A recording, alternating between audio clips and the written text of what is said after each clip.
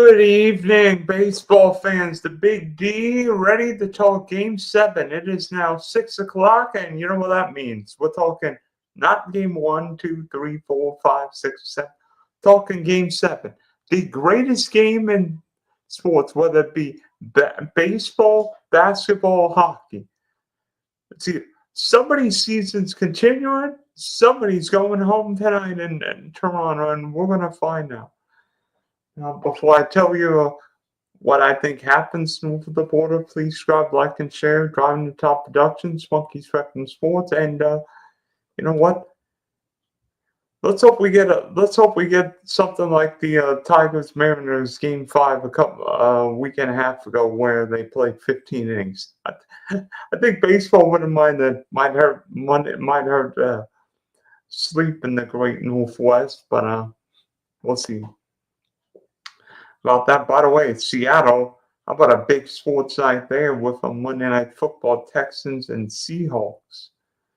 So will there be like a screen? Will there be like one screen with the football game and one screen with the baseball game, or like the iPad watching the baseball game? I mean, incredible night, and this series has been weird in some ways because this year's ALCS between the Seattle Mariners and Toronto Blue Jays has not really featured a lot of close games. I mean, Game 1 was 3-1, but then after that, 10-3, 13-4, 8-2, 6-2, and then 6-2. It's been a series full of runs. I mean, Seattle won the first two games in Toronto. Then the Blue Jays responded by winning the next two at T-Mobile Park. Then Seattle won with those two home runs in Game 5, and Toronto responded by winning Game 6. So it's been a series full of runs. So what happens tonight? Well, I'm glad you asked, because pitch matchup same as in Game 3 between Shane Bieber and George Kirby. And looking back to Game 3, that was Toronto winning that going away 13-4, and Shane Bieber looking like the Shane Bieber of old, going 6 innings, giving up 4 hits, 2 runs, 1 walk, striking out 8. Meanwhile, George Kirby laying an egg. 4 innings, 8 hits, 8 runs, 2 walks, 4 strikeouts, and gave up 3 home runs. And frankly, just not the George Kirby anyone would have respected. I mean, Gimenez, Springer, and Guerrero taking the veteran right-hander deep in what was a dominating performance by the Blue Jays.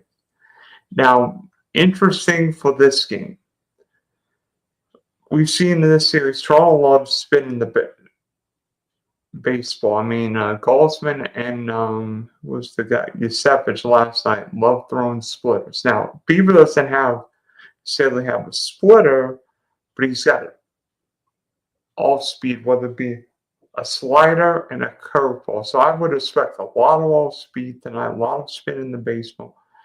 And for George Kirby, he's got a chance to make amends. I mean, he was very good in Game 5 of the ALDS against Detroit. He went 5 innings, struck out 6, didn't give up a walk. I think he only gave 1 run, 66 pitches. So frankly, you know, Kirby's faced these kind of moments. I think he pitched 2 elimination games, gone 11 innings. He's been great. And of course, for Bieber, you know, this is a guy who's been around a long time, won a Cy Young with the Indians in 2020. But this is the biggest start of Shane Bieber's career. So how will both these guys mention? I mean, and for these teams, you know, the Mariners are the only team not to compete in the World Series, and Toronto hasn't been back to the Fall Classic in 32 years. So there's a lot at stake, a lot of one and two fan bases that really want October success. Mariners haven't been in the Fall Classic since ever. The Blue Jays haven't been there in 32 years. By the way, bonjour to my friends north of the border this evening. And, unlike the Maple Leafs, will the Blue Jays succeed in a Game 7? But, it's going to be interesting to see what happens because, in a Game 7, everyone's practically available. And, there's more pressure, more at stake, and every decision matters. If somebody puts two men on base, the managers are going to have a lot of decisions to make. So Dan Wilson and John Schneider are going to be viewed by the public, whether it be in Seattle or Canada tonight. And every decision, good, bad, or ugly, will be considered forever. And nobody wants to be Grady Little. Nobody wants to be the manager who left his start in the game one pitch too long. Nobody wants to be the manager who cost his team a game. The manager who didn't put in his relief phase early enough in a game. Because Game 7, you can't wait in this game. If a team falls behind 3-4-0, guess what? Get your key reliever in the game. Game 7's not unlike Game 1 or Game 2. This is it. Somebody, one of these teams going to the World Series, and the other team's next game will be either in Florida or Arizona. So practically, this game is different than any other. And in a way, Seattle may have an advantage because the Mariners played one of these go home games, Game 5 of the ALDS, which went 15 innings. But two great fan bases. By the way, 1977 expansion for both teams, so might be a little friendly wager there. But Game 7, this is what the 60th winner-take-all Game 7 in Major League Baseball history, and 10th ALCS Game 7. I'll talk about that a little later. Home teams are 30-29, which surprises me because you would think home teams having the last at bat would fare better, but we've seen road teams do better in Game 7s, particularly both road teams winning Game 7s in the 2023 League Championship Series, and the Nationals winning the Game 7 in the 2019 World Series against the Astros, which was a weird, funky World Series where the road team went 7-0, just like that 23 ALCS, but Houston fans would probably argue otherwise, but that's a story for another day. For Seattle, this has been a great season for the Mariners, no matter what happens. I mean, the big dumper hitting 60+ home runs if you count regular and postseason. All these young pitchers now getting a chance to shine. But Seattle needs to play a crisp, clean game tonight. The Mariners made 3 errors last night. That can't happen. Seattle's got to play efficient ball. It seems like the Mariners are either go home mentioned. Like the Mariners either hit home runs or strike out. And tonight, the Mariners might have to put a couple in the seats, but Seattle may have to play some small ball in a way. Maybe bunt, maybe hit and run. Try and steal with Julio or Randy and Roseman. I mean, there have been a couple changes tonight. Josh Naylor hitting the 3-hole with Corey Polanco hit cleanup, and Robles back in the lineup in right field. So Seattle's got a faster outfield tonight. The question will be, what happens, especially on the turf, because ball could take a little bit of a weird hop on the turf. So That's going to be interesting. And how will Dan Wilson play this game? Because this is the first Game 7 in Seattle Mariner history. The Toronto Blue Jays have only played in one, and that was Game 7 in the '85 ALCS. Oddly enough, the first year of a 7-game LCS, which actually hurt the Blue Jays, but I'll talk more about the ALCS Game 7 later. I mean, Seattle's never been this close to Fall Classic. And, if you're Seattle, take advantage with Cal Raleigh, Julio Rodriguez. But, George Kirby's been here before a week and a half ago against the Tiger. Well, yeah, a week and a half ago against the Tiger. So he's used to, it's funny you say, he's used to this moment. But, Seattle cannot wait in this game. Kirby was not great, and if he gives up a couple early runs, the bullpen's going to be active. Luis Castillo is available after throwing 40-something pitches. Brian Wu, who might be Seattle's best pitcher, should be available. Maybe even Bryce Miller available after starting Game 5. And of course, Andres Munoz, the Mariner closer, is available after not pitching since Game 5. So he's available to potentially get 6 outs. So a lot of power, plus a couple of the relievers should be ready. As for Toronto, it's been 40 years since the Blue Jays won and only Game 7, a loss to Kansas City in the '85 LCS. I mean, Toronto, this has been a weird series. No real close games other than Game 1. A lot of blowouts.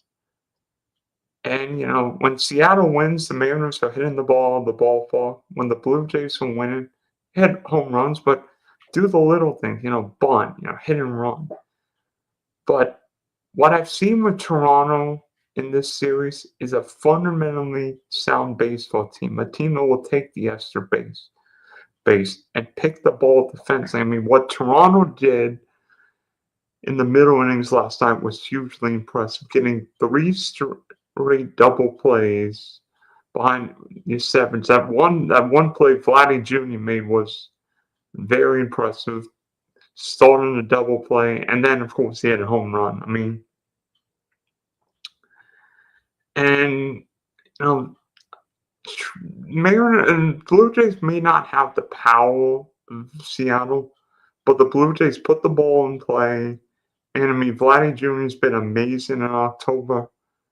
But it's not just Vladdy, some Addison Bolger, whether he's playing third base or outfield, has been big.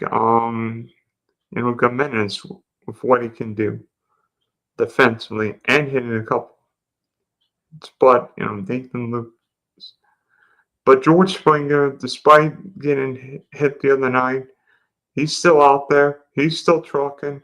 And George Springer has played in a couple Game 7s and might be the guy I look to lead Toronto. Not just lead at all, but, everyone knows Springer's got the leadoff power. I mean, maybe this century's version of Ricky Henderson, rest in peace, but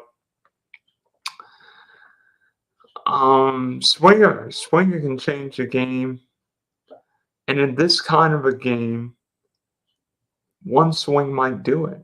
And with Toronto having home field in Game 7, that's why you play 162. Get home field in a Game 7. And for the Blue Jays, a chance to reach the World Series. I mean, there were questions before the season whether or not the Blue Jays be able to keep Vladdy Jr., Bo Bichette, Gaussman. Obviously, Vladdy Jr. is going nowhere. Who knows? Bichette will be back if the Blue Jays make the World Series, but that'll be a question finally in the offseason or maybe before Friday. But I want to talk about Vladdy Jr. When the Blue Jays signed him to that 14-year, $500 million contract, I think a few of us thought, that's interesting. Because it didn't seem like the Blue Jays or Vladdy would come to a deal. But in a way, this deal makes perfect sense for both sides. Toronto's a big market. I mean, the Blue Jays payroll's fifth in baseball. And, Vladdy might not have the home run or RBI total, but I think Vladdy Jr. looks more like a complete player. He's slimmer, more athletic, puts the ball in play, he'll run. Last night, Vladdy Jr. went to third and then scored on an air from on a Cal Raleigh air. I mean, that's not a play it would have happened. And, this year in October, Vladdy's hitting the ball on the ballpark, but playing really good first base. Now, I don't know if Vladdy Jr. is Keith Fernandez at first base, but what Vladdy Jr. is capable of doing is really good, especially for this team without a lot of Game 7 history. And, for Toronto, I think the Blue Jays are liking that contract more and more. But how do I think both teams want to go? I think the Blue Jays are in an interesting spot because Bieber, of course, is starting. But Max Scherzer, one of the hero of Game 4, is available out of the bullpen. Kevin Gausman, who's been very effective in Games 1 and 5, available out of the bullpen. Fallen, the key super reliever, available out of the bullpen. Even Jeff Hoffman, who threw 35 pitches last night, should be available out of the bullpen. I think the Blue Jays want to use those guys. If anybody else is either extra innings or Houston, we have a problem. I mean, I think the Blue Jays want to use a little bit of deception and spin rate with Bieber, and maybe get Mad Max, and then have some power with Volin and the splitters with Gausman. Of course, Savage isn't pitching because he threw last night, but still, Toronto should be in decent shape. And I mean, Seattle, they will be. I find it very confident that multiple starters coming out of this game. Who's going to be the hero in a game? Who's going to be the hero in a Game 7? They've been incredible. They've been unsung heroes in a Game 7. Whether it be Sid Fernandez in Game 7 of the 86 World Series, Mike Mussina, Aaron Bleepin Boone, Johnny Damon, David Price coming out of the bullpen. Even going back, Francisco Cabrera's walk-off base hit in Game 7 of the 92 NLCS. Heck, if you're a Kansas City Royal fan, Jim Sumberg got the big base hit off Dave Steben 85. So who's going to be that hero tonight? And, why do home teams only win, half the Game 7s? Well, for one in a 7-game series, everybody knows that both teams know each other. There aren't any secrets. Played 170 games if you count regular postseason. And, both teams know each other. And obviously these teams are very evenly matched, as they are. But what sometimes happens in a Game 7, the visiting team gets a couple early runs, and it's hard. And the home team starts pressing, and then all of a sudden it's like we're down 5-1 in the 8th inning. What do we do now? And in a way, there's more pressure for the home team because the home team's expected to win. The visiting team can just play baseball. And maybe that's what's happened, whether it be 2020 road teams winning 2023. The Houston Astros winning Game 7 in the 2017 World Series at Dodger Stadium. The Dodger fans may argue the Astros might have been cheating, but that's a story for another day. Trying to think. It's weird. It's weird not having a game 7 without the Astros, Yankees, or Red Sox, especially an AL game 7. And ALCS history. I mentioned this. What, the 10th game 7 in American League Championship Series history. History. Royals beat the Blue Jays in 1985. Then the next year, 86, the Red Sox finished their comeback over the Angels with Roger Clemens winning Game 7. And then all the way to 2003. Seems like the first 6 of these are like back-to-back. Of course, Aaron Boone hitting first pitch off Tim Wakefield, which helped the Yankees win the pennant, and continued the Boston curse of the Bambino. And then the next year, the Red Sox get the ultimate revenge, pulling off the only 3-0 comeback in Major League Baseball history, winning Game 7 against the Yankees. Johnny Damon hitting a grand slam. And Derek Lowe pitching the game of his life on 2 days rest. And then 3 years later, the Red Sox finished a 3-1 comeback against the Indians. I believe that would have been Daisuke Matsuzaka, if my memory serves me right.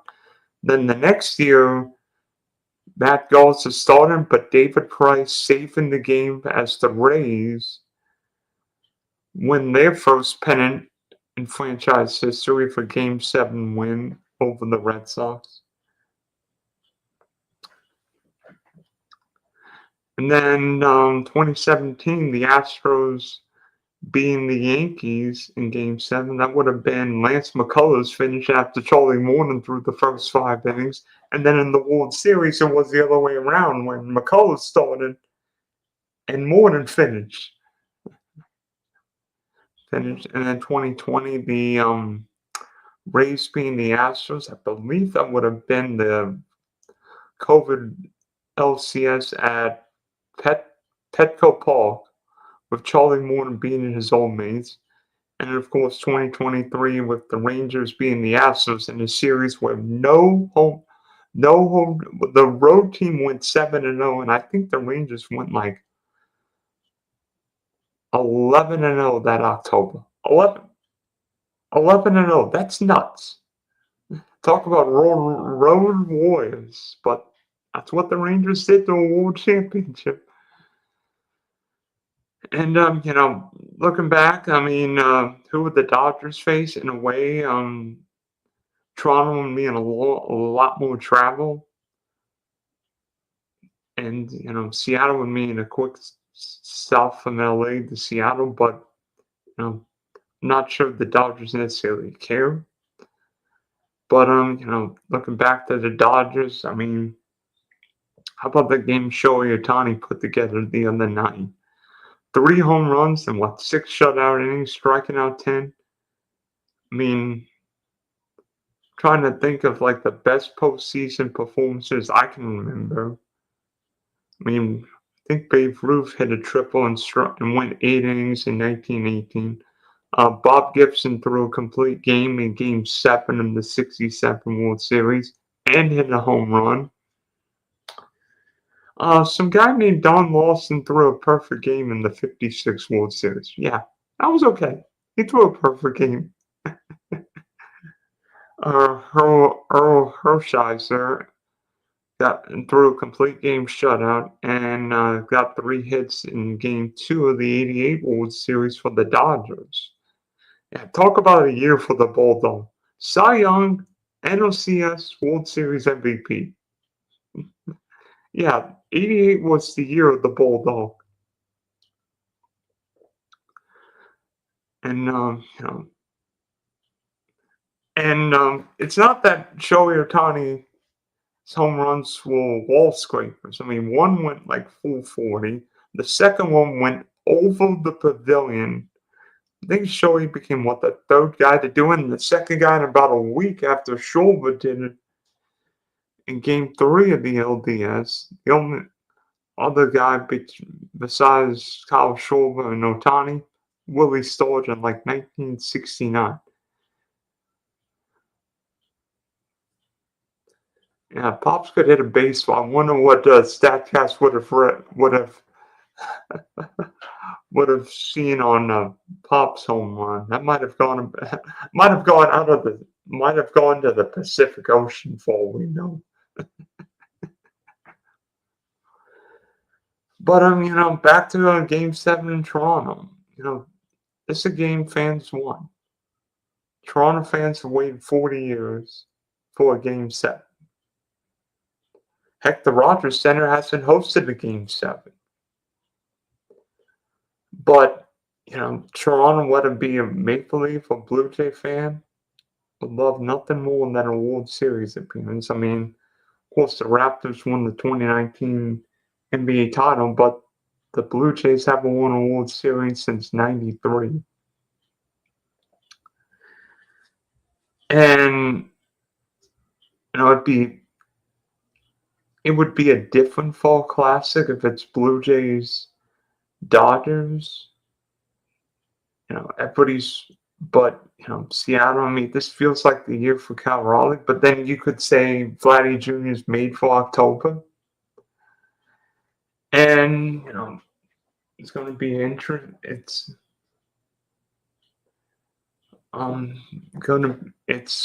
a game we all want.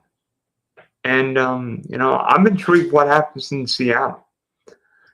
Because all people in Seattle watching the baseball game or the football game, because the Seahawks are playing at 10 o'clock tonight. So baseball game will still be going, but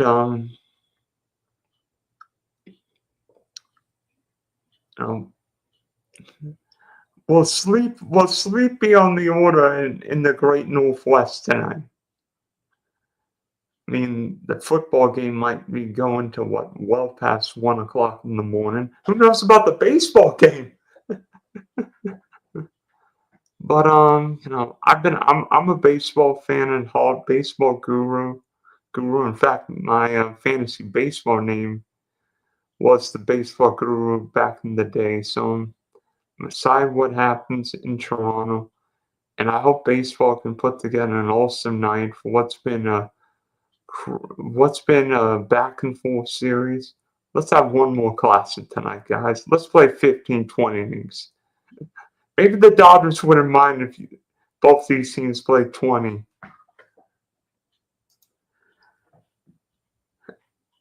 So 7-6.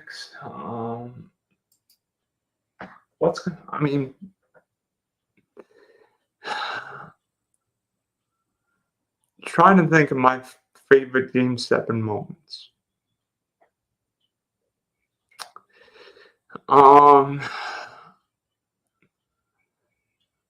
Obviously, being a Cardinal fan growing up, Yadier Molina's home run off Aaron Heilman in Game 7 in the 2006 NLCS. Can the Bear fan Baker go in the Cook tonight? Who knows? Although I do like the Lions to win that game. But by the way, Ken, what's with the Bears becoming a running team? I mean, come on, you ran for what, 200-something 20 yards against the Saints yesterday.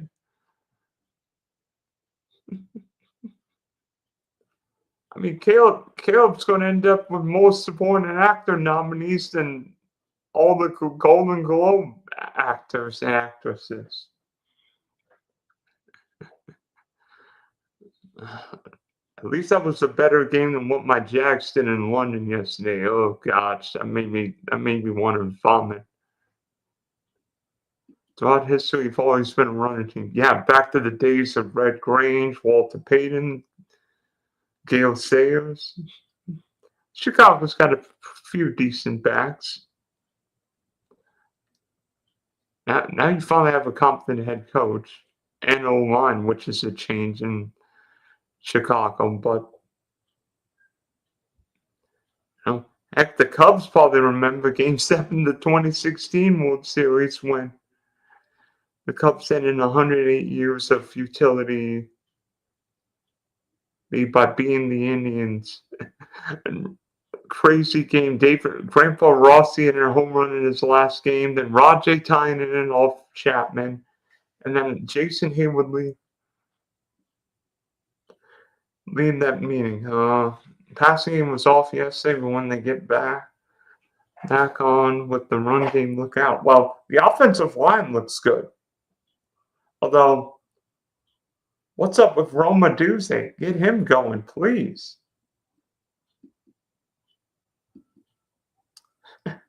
Yeah, we're talking football, and I'm trying to get ready for Game 7. Come on, man.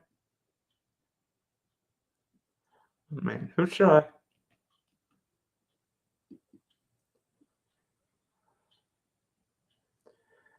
Oh boy, yeah.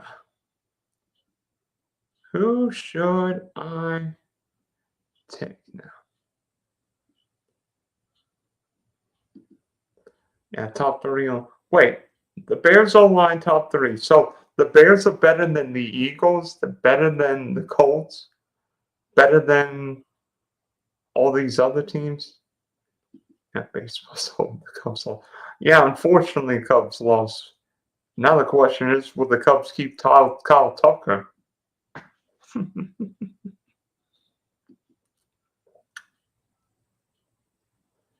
That's a problem.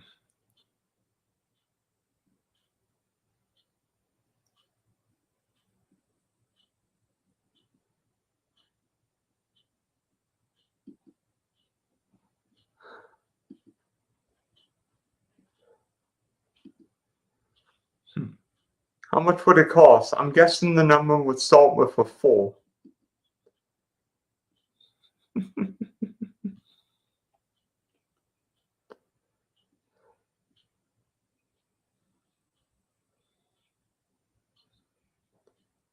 Can't wait for this one.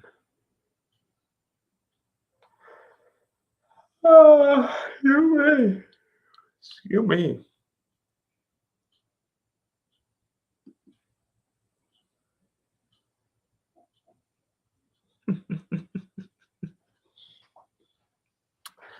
Well, you know what? We're gonna find out who wins tonight, whether it be Seattle or Toronto. So it might be Starbucks against Tim Hortons for coffee. It's baseball. I mean, nothing better than Game 7. And you know what? Dodgers going to find out who they play in the World Series, and find out tonight whether or not the World Series starting in Canada, starting in LA. But thanks for tuning into this stream 7 at 6. The Big D ready to rumble and watch the greatest game in sports tonight. That be Game 7. This is the Big D signing off for now.